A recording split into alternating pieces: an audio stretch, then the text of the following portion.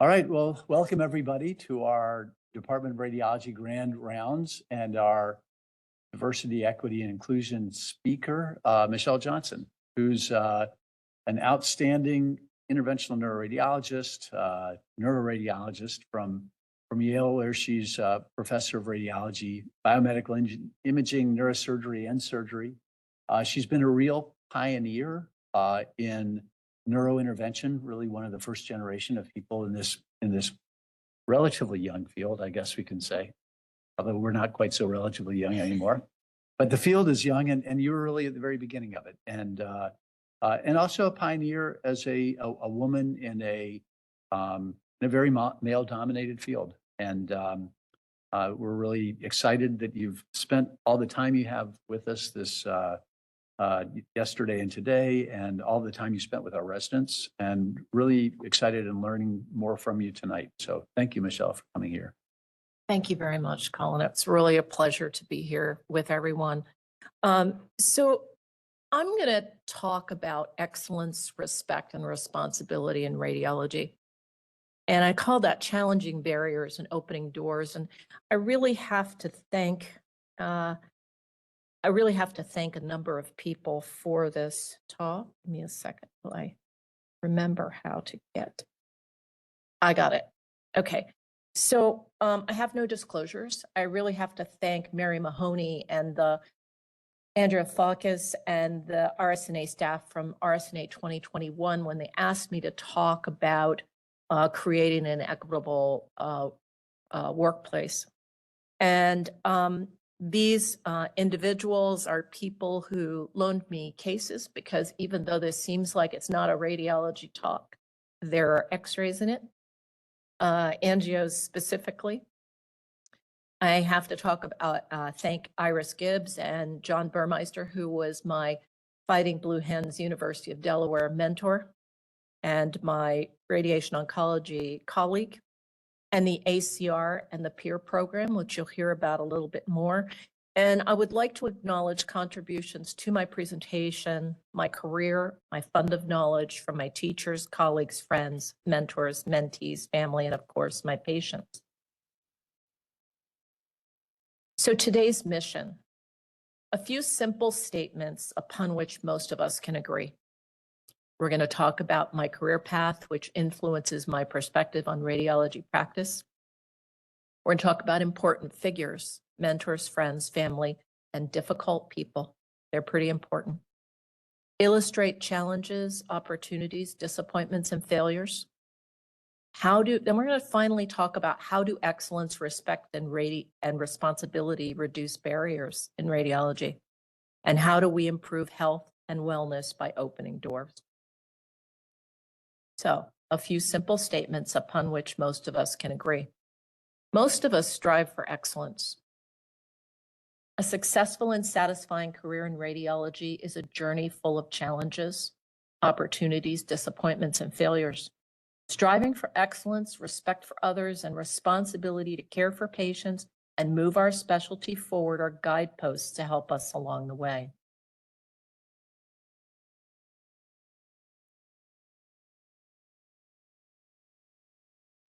Dignity and respect are important and go hand in hand. Each of us desires respect from others. By demonstrating respect for another person, one acknowledges their sense of dignity and value. To deny respect is to diminish another's value, to undermine their dignity.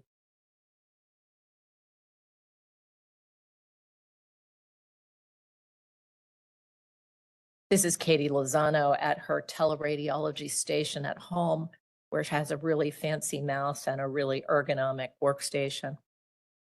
Radiology is a profession and a calling to be responsible, a steward for the radiologic health of our patients. You have the responsibility to show up, perform at the level of the professionalism as defined by the profession and your peers, and to be a good citizen in the workplace and the world. Academic, private, nights, tele, all of us provide needed service to our patients. Barriers. Barriers are obstacles which interfere with orderly progress. That's my definition. These may be visible and physical, like a tree that blocks the road. It's easy to conceptualize. Barriers may be less visible and insidious stumbling blocks or fences for some individuals. As a radiologist and a neurointerventionalist, I would like to analogize images of barriers we encounter in daily interventional practice to the barriers we encounter in the workplace. Sometimes we take the barrier head on and make more room, like in this patient with stenosis in the axillary artery and angioplasty of this dialysis stent stenosis, courtesy of Janice Newsom. Sometimes we take the barrier head on and make more room. Barriers are obstacles which interfere with orderly progress. Take this case. This is a superior vena cava obstruction. You can see the mass with the orange arrow. It's not hard to see. And here you can see the stent being placed across the level of that obstruction. And now there's flow. And this is an SVC obstruction treated with stenting, courtesy of Fabian Lagup from Yale.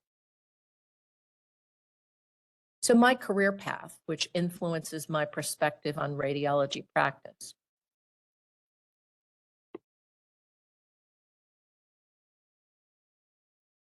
I'm going to go back a slide. I was born in Maryland to Ethel B. Hackley and Brenny E. Hackley, Jr., PhD, both research chemists for the Department of Army, and I was the oldest of three. I got a BA in chemistry from the University of Delaware in 3 years. That's where my dad got his PhD. I went to Temple University School of Medicine, and I did diagnostic radiology internship and residency at Temple University Hospital. I did a 2-year neuroradiology fellowship at the Hospital of the University of Pennsylvania, diagnostic and interventional, and then went to be assistant professor back in the Department of Radiology at Temple. I spent a year during which I came multiple times to bring patients to UVA when Bob Ferguson was the neurointerventionalist and Wayne Kale was the chief of neuroradiology, giving me the opportunity to learn as a special fellow to do glue embolization for AVMs and teach the residents diagnostic neuroradiology. I became assistant and then an associate professor at the Medical College of Virginia after that. And I was there for 9 years and became an associate professor at Yale University in 1999 and the director of interventional neuro. I became professor of radiology and biomedical imaging and neurosurgery in Yale in 2014. I became the first African-American full professor at the Yale School of Medicine, first African-American woman. These are some pictures from my childhood. I look mostly the same, except I'm taller. Growing up in a family where education, excellence, and respect and responsibility were consistently messaged, we were taught to get your education as no one can take that away from you. They can discount it or ignore it, but they can't make it disappear. And you can use your education and experience both to achieve your goals and to navigate when things get tough. Relying upon one's strength when confronted with adversity is important, especially when dealing with those barriers that are tangible and difficult to overcome. I was also taught early to resist internalizing the taunts and slights of bullies. I sometimes still struggle with this today. I was a first grader in the first year of school desegregation in Maryland following the Brown versus Board of Education decision, and was called the N-word on the school bus by the bus driver's son. It was hard to understand why he was so mean to me at 6 years old. Important figures.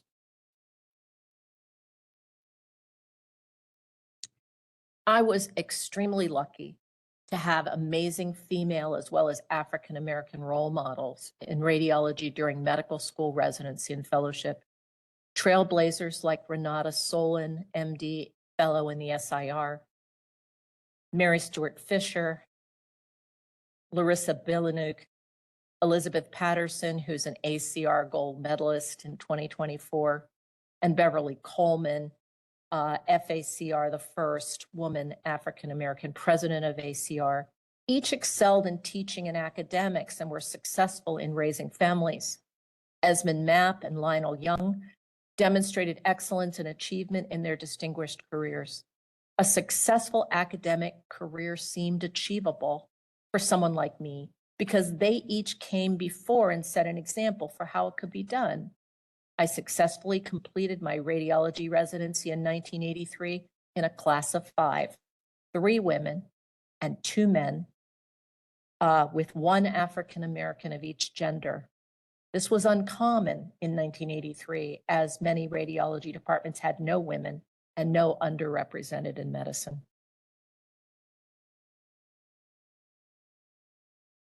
Trainees, mentees, and mentors. This is me working with a resident doing a kyphoplasty. This is Shirley Demetrius and Manal, who Shirley and Manal were 2 of our first year students, and they're both just matched in fellowships from radiology. This is my physics professor from residency, my community radiologist in the department or in the state of Connecticut. And this is Ann Osborne, a very famous neuroradiologist, myself and my daughter in Iceland at a meeting. Really important people in my life. Now let's talk about some challenges and opportunities and disappointments and failures. Here is an example of such a barrier. This is a patient who has a stroke. The orange arrow is pointing to those, for those who are not neuroradiologists. Here the M1 is occluded. Here the M1 is occluded on the angiogram, and here we've now taken the clot out and we've restored antegrade flow. Sometimes the barrier is acute and sudden in onset, like this stroke. We can go in and perform an intervention to aspirate or pull out the clot. Sometimes we call each other for help in difficult situations. Don't forget to think about this when we reach out to mentors to help with barriers we encounter.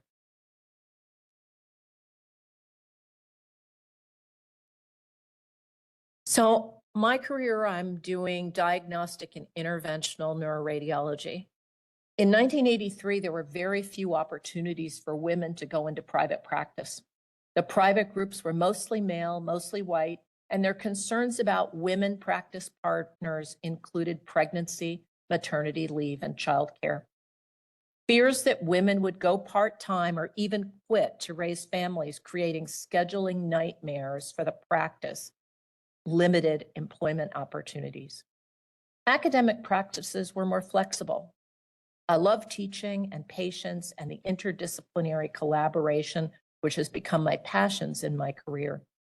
I was pregnant when I started my neuroradiology fellowship, and Robert A. Zimmerman assigned me to the Children's Hospital of Philadelphia with no fluoroscopy. Once I returned from maternity leave, I was on the procedural service every day, doing 5 or 6 angiograms a day, which led to my training and experience in interventional neuroradiology and my love for the same.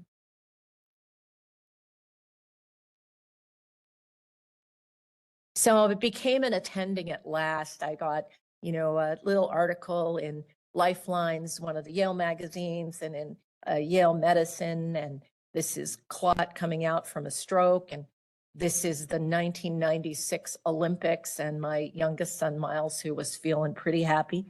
And my oldest son and my daughter feeling kind of mellow. But it was an exciting time. They were doing well.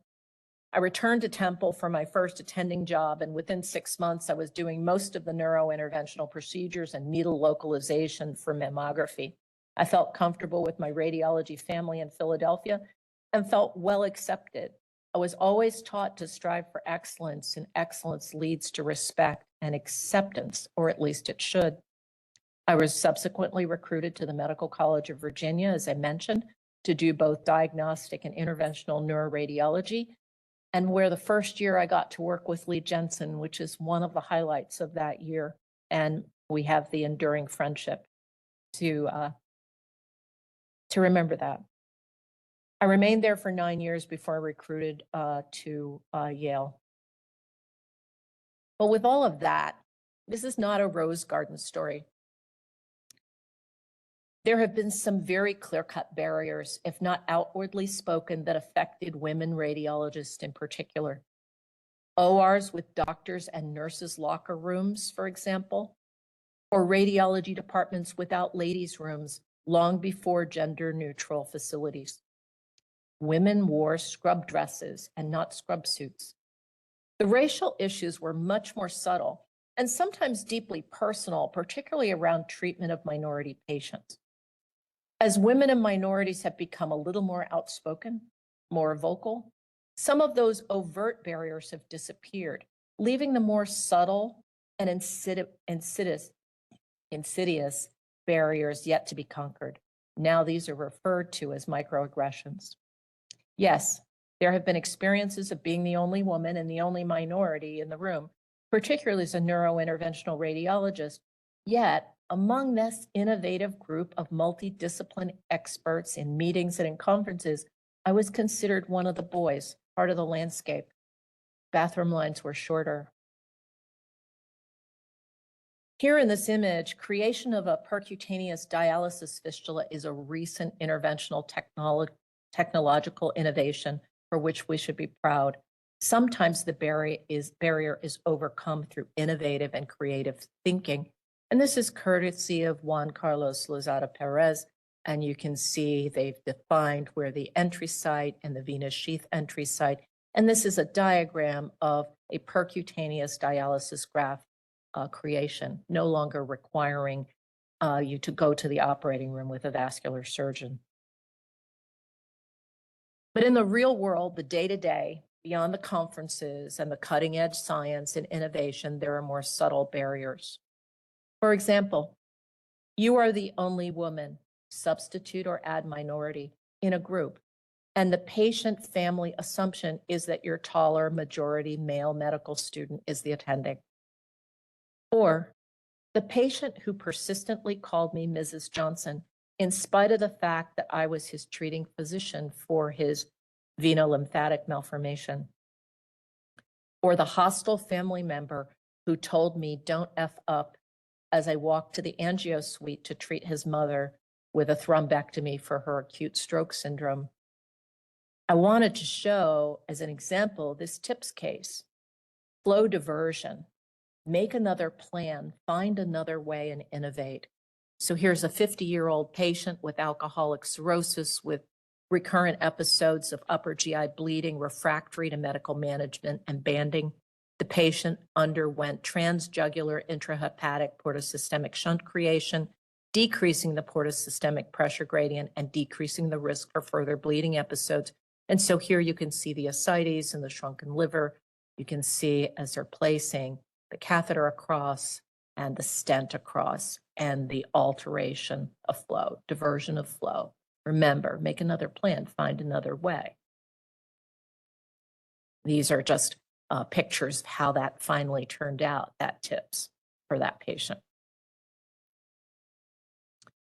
And again, in the real world, in the day-to-day, sometimes here, a middle cerebral artery thrombus, you all know that are not neuroradiologists. You learned that already. And here it's a M2 proximal occlusion, and we got it open. And this is what she looked like the next day, a large MCA stroke with hemorrhagic conversion. So sometimes, despite successful thrombectomy, there's a poor outcome. Sometimes the solution for the barrier is to walk away or to change course. This is what have I learned and how have I survived and often thrived over the years? Is there a hopeful message here in this talk? Well, here is a guy in his 70s who presented with this basilar, hyperdense basilar artery. And he had gotten TPA, was doing better, and then all of a sudden got worse. And that was slippery clot. And the clot's at the tip of the basilar. And this is my aspiration catheter up here. And we pulled it out and got things open. And here is he the next morning with his hands in the air, moving everything. I met him at a social event, and he was pretty grateful. So a near fatal stroke, functional long-term outcome. It's important that you remain true to yourself and strive for excellence in spite of the fact that people may get promoted before you, or other people may be chosen for the good job or the best committee assignments that you were hoping to achieve.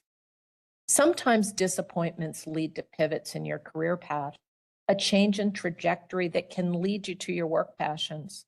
Find out what really matters to you. Design your work environment to highlight your talent and bolster your weaknesses. What do you love about your work? What do you hate? Passion for your work makes the task lighter. A healthy response to disappointments, indignities, micro and macro aggressions say a lot about you and your character. But do not go it alone. Look for mentors, sponsors, and supporters. They will shore you up and calm you down, making you more agile in response to change. So here is a symptomatic carotid stenosis with dense calcified plaque. And again, for the non-neuroradiologist, hang in there for a minute. You can see this CTA and this very dense calcified plaque. You can't do NASET measurements because you can't see where the lumen is. So we get a DSA, and the calcium subtracts out, and you can see that there's a significant stenosis in that carotid involving the carotid bulb and the proximal internal and external carotid. But here is the brain image of that same case. And you can see we're in the arterial phase, but gosh, it's taken a long time to get to the brain substance. And we did a stent, and it still kind of looks terrible. The subtraction's better. The patient's asleep. But look at the brain. The brain is better perfused. And so what that tells you is sometimes the barrier is hard and recalcitrant, but even an imperfect intervention may result in substantial improvement in outcome. And so sometimes a little change you make can make a situation not just tolerable, but just better. So I want to shift gears a little bit and say, well, how does this excellence, respect, and responsibility reduce barriers, and how do we improve things by opening doors? And, yes, this is Michele Johnson's story, but I think that if you think carefully, everyone in the room can think of something that I've said that resonates with them in your life or career.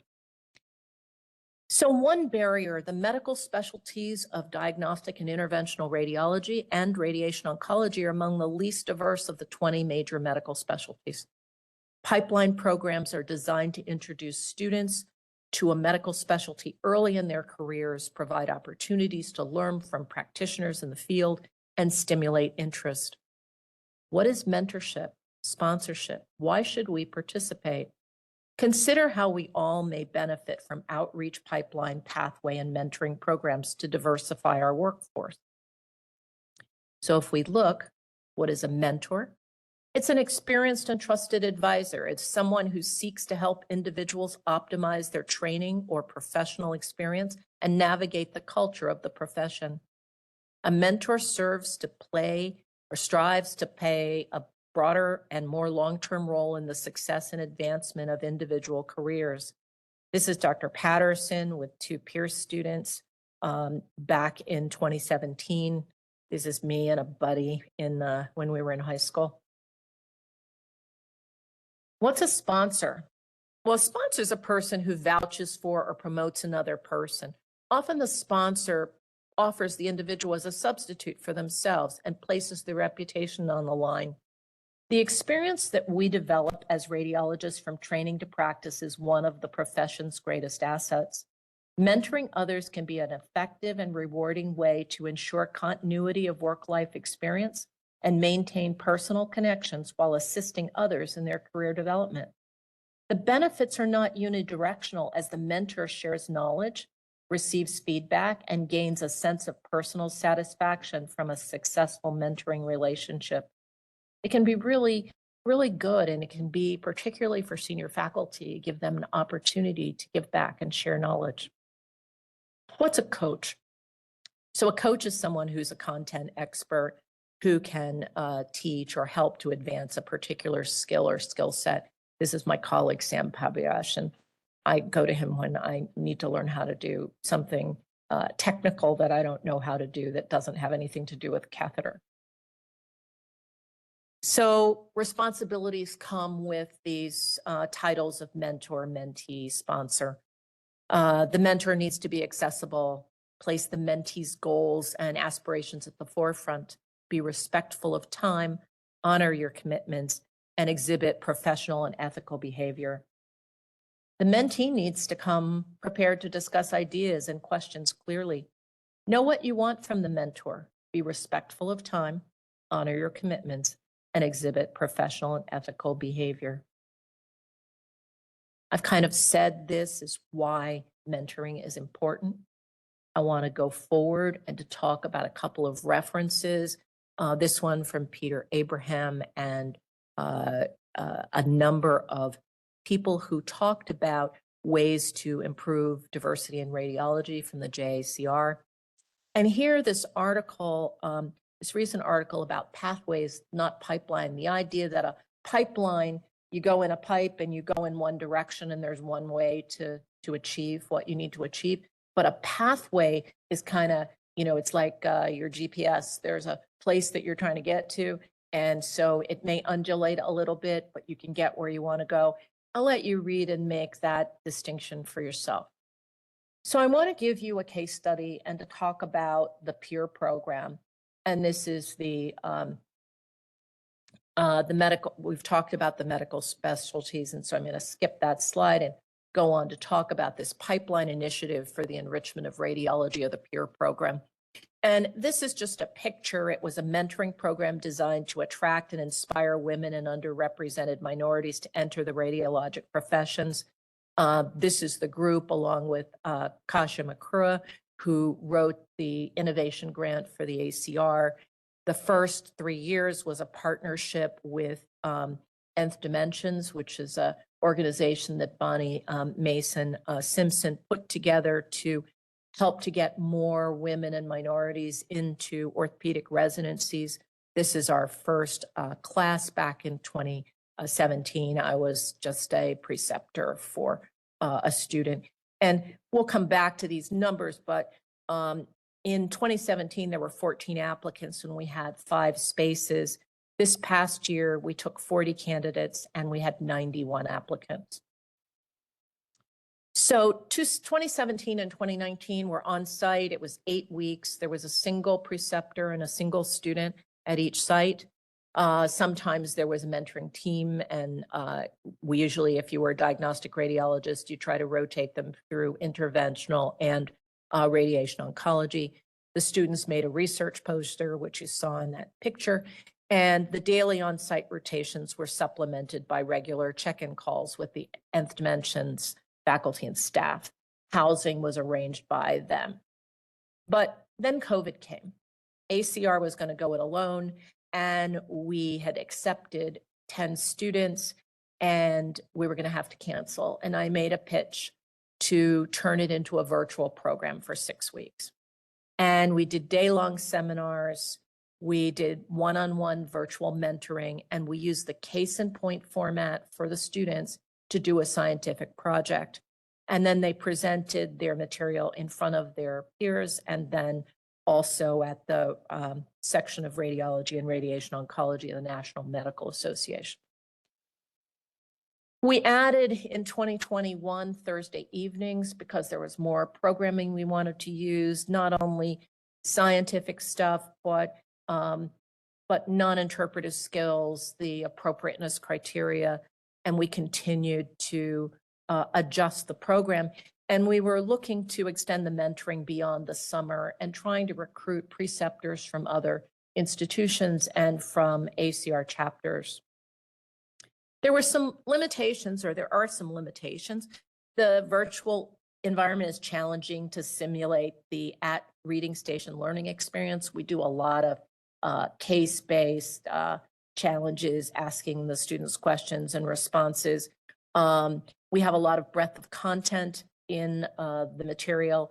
We've incorporated the application strategy, practice interviews that the senior and retired section has volunteered to do. And we do a boot camp in early August to help people with their application process. So we've done a little bit of surveying, and I just want to share a few things with you. There's some funny little Mac to PC errors, so if you see funny things, ignore them. But most of the people thought it was a positive experience. 67% rated us as preceptors, rated the program as excellent. Here, the one-on-one teaching sessions with mentees and participation with mentees was the most important part for the preceptors. And the preceptors indicate that they don't necessarily have access to a mentee with a similar cultural background. People thought that in-person time would improve the mentee experience, and we do try to connect the student with someone local so that they might have the opportunity to shadow. Most preceptors come from an academic practice and identify as practice leaders. Respondents were typically Caucasian of non-Hispanic origin and nearly equally split between men and women. And these are data from a year ago, so I don't have the current data. Preceptors were regionally diverse, and most were between 35 and 54 years old. So we don't stop at the end of the summer. This is an article that Issei Hernandez, who was in the class of 2020, who's now starting his radiology residency at the University of New Mexico next Monday. He wrote an article from the student perspective in JACR about the program. This is Andre, Dora, Serena, and Arvin, and they are students from Tulane who all presented posters at the American Society of Pediatric Radiology in New Orleans. This is Naomi Isaacs and Ann Roberts. She won the first prize for a poster about a luminary for the Angiographic Western Society, and is currently writing an article for Clinical Imaging about Dr. Roberts. So just so you can see the faces, this is the 2020 class, and of the 10 students, 7 of these students have matched into radiology and are into diagnostic radiology or interventional radiology and are starting their residencies next week. Here's the class of 22. I have 21 out of order. There were 27 students in this class. They haven't gone to match yet. They're upcoming. Here's the class of 2021. And I'll point out that Talia is taking a year off to do a master's degree. Adiola and Arvin and Andre and Tracy are all matched in radiology. Christian took a year off. Amanda Pomeroy is our first person in radiation oncology residency, and she's going to be here at UVA. So look out for her.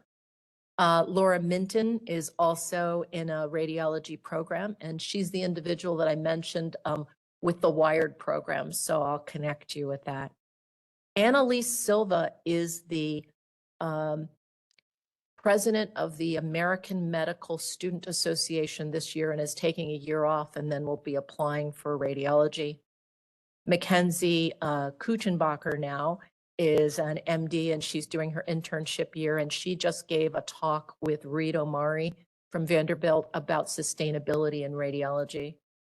And Ray Zhang is a interventional radiologist, radiology resident at the University of Washington.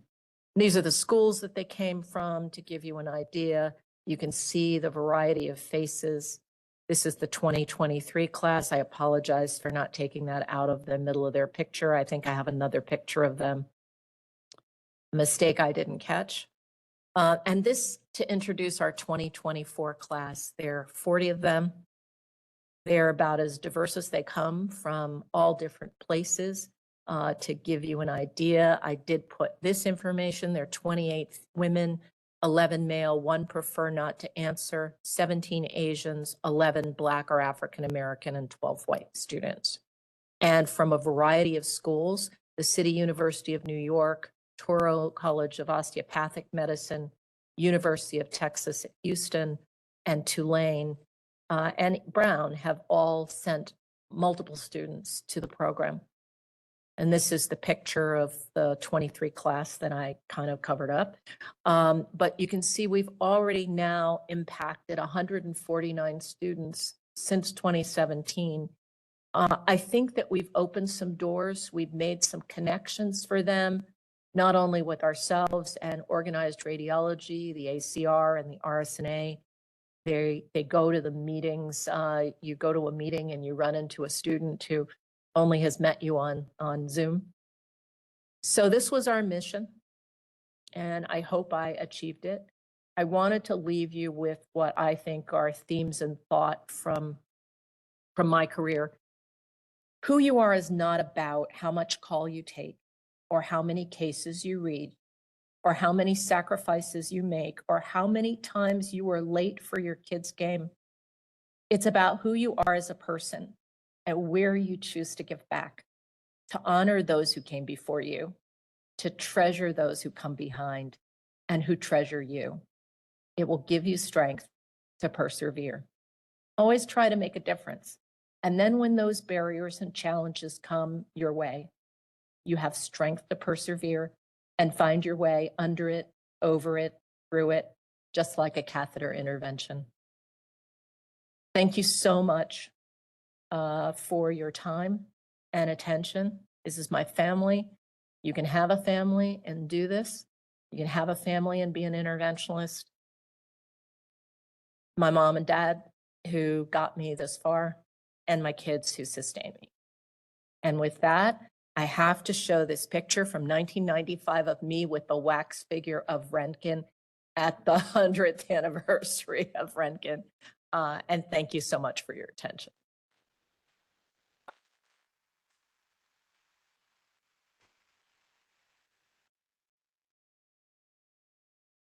I'm happy to answer any question.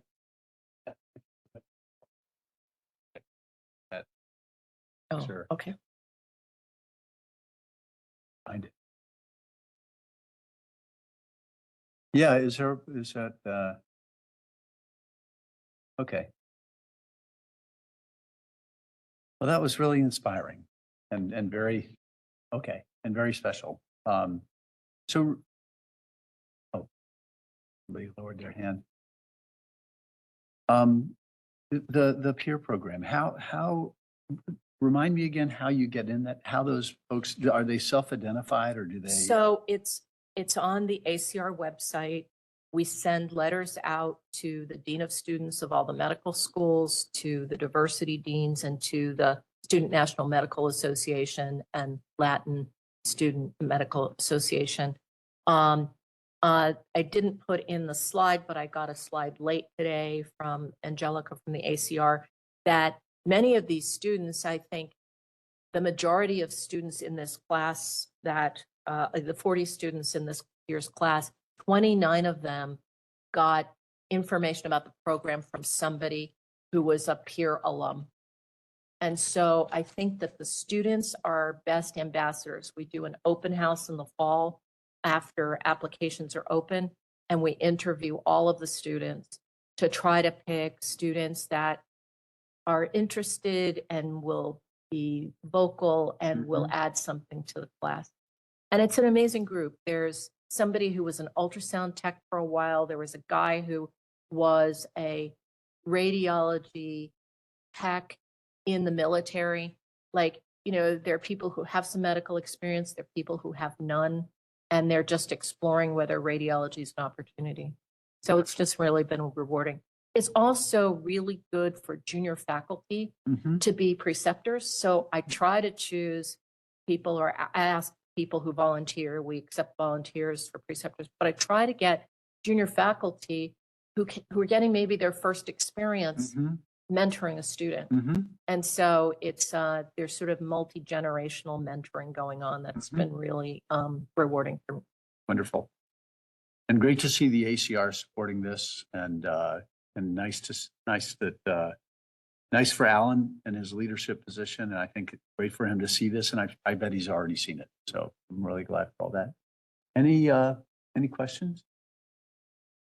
Oh, we have our gift from us to you for the lectureship, which I'm going to ask you to help me open it. So okay.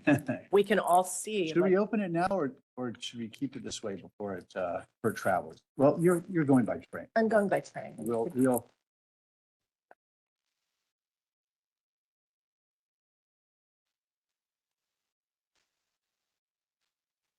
Just where you test can for get it. me. Yeah, well, better you than my hand here, but then we can get a picture.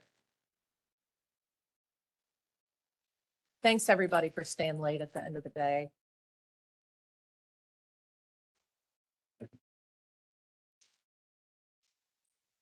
So if I may say something like Colin's opening that up, well, go ahead, Colin. Oh, go ahead, Alan. No, this is important. Please do. Michele really has taken the peer program and through her passion, hard work, and commitment has really grown it over the years. If any of the members that are on this call, the Zoom or part of she would love to have volunteers to help support her efforts, to serve as a sponsor, to serve as a mentor, to work with her. Each peer member, you know, Michele can tell you, requires either sponsorship or giving a lecture or doing things, so she can always use help because essentially when everything is done, any gaps that are open, Michele gives of herself just to fill in that gap. So not only has she been the person that sort of has brought the program to where it is, she's the glue that has held it together. And any folks that would be interested in joining her in this peer program as a faculty or mentor, I'm sure she'd welcome you. I would absolutely love to have you guys participate. Yeah. Thank you, Alan. Thank you very much. So, Michele, this is our gift to you for this lecture. Nice. Oh, thank you very much. Yeah. Oh, yeah. Thank you. Let's move over here a little bit. Yeah.